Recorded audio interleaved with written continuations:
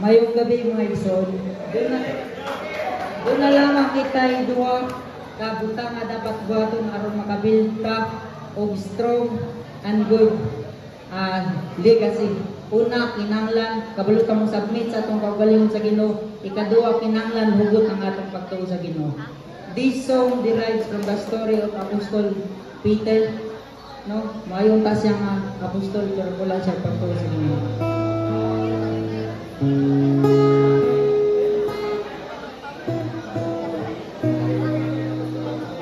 Beses na nakita ang iyong katapatan, kabulan ng kagipitan, lagi lang nandiyan.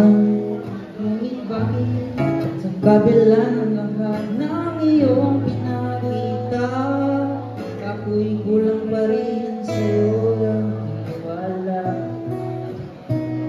Panginoon Jesus, ako'y tulungan mo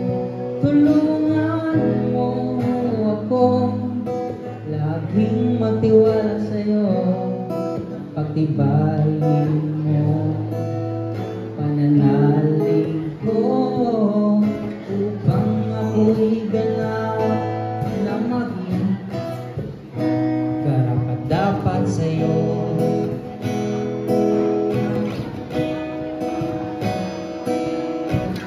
Beses na pinakita ang iyong katapatan sa kabila ng kagipitan, ikaw lagi nang nandyan.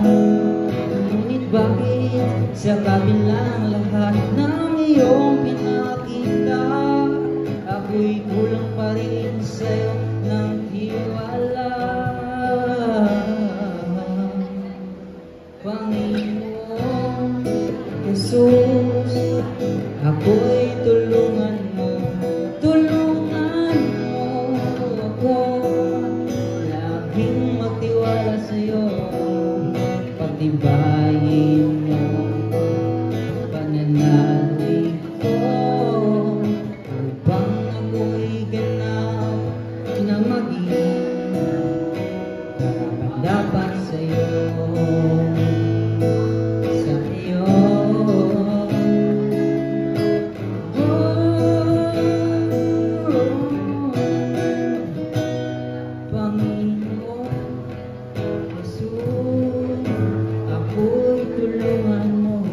Tulungan mo ako, laging tiwala sa'yo, patibayin mo pananalig ko, upang ako'y ganap na maging karapat-dapat sa'yo.